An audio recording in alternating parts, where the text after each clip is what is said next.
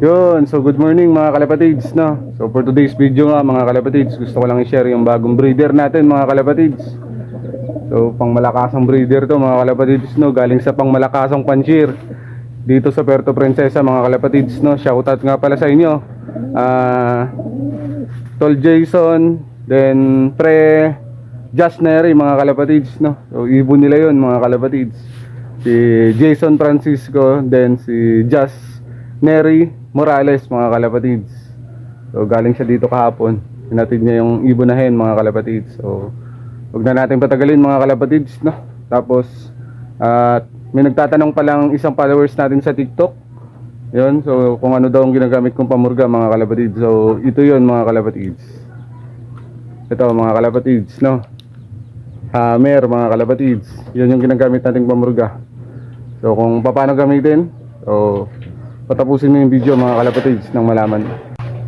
At ito na nga mga kalapatids, yung ating bagong breeder hen mga kalapatids, no? Naka red ring ng PFCO mga kalapatids, no? Kung hindi ako nagkakamali mga kalapatids, ay 2022 pa to. Yan, so ito yung ibon mga kalapatids. Ito yung hen. So galing kay Idol Jazz and then Jason mga kalapatids, dahil isang ibon lang rin sila mga kalapatids, no? Si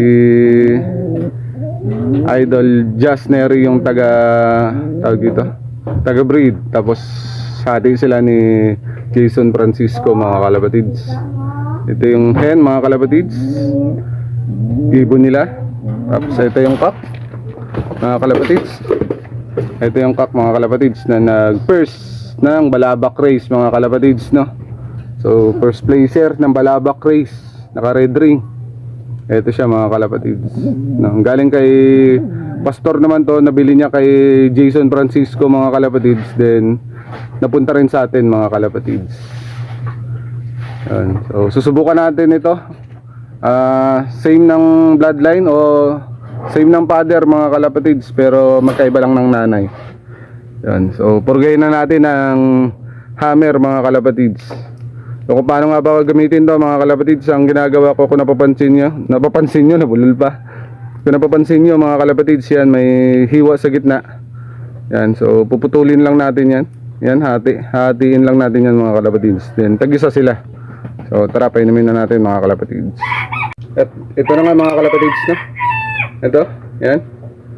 Puputulin lang natin yan. Dali lang yan mga kalapatids. Yan, so ito na mga kalapatids. So painumin na natin isa-isa mga kalapatids. So ito yung una mga kalapatids. Yan. Itong cock na first Balabak race, first placer ng Balabak race mga kalapatids ng South Derby race mga kalapatids, na ito yung nag-first ni Jason. So nasa atin na. Mga subukan naman natin mga kalapatids. So bigyan na natin ito. So ang bigayan mga kalapatids ng hammer mga kalapatids ay, ako nagpupurga ako tuwing umaga. So ito na mga kalapatids, nabigyan na natin yung hen naman mga kalapatids. At ito naman mga kalapatids, yung hen mga kalapatids, no?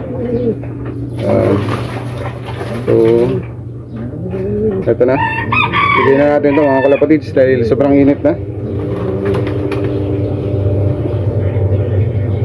Yan. So ito na mga kalapatids, nabigyan na natin.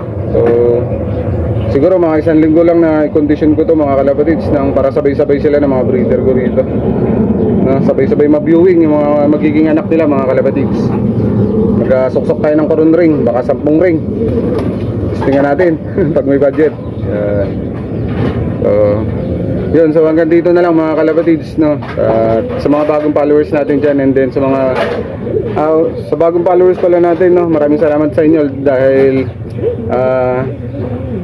2,400 mga kalapatids na followers na tayo sa TikTok, and then sa YouTube mga kalapatids ay nasa 600 pa 700 plus na mga kalapatids, no? Wala pang K.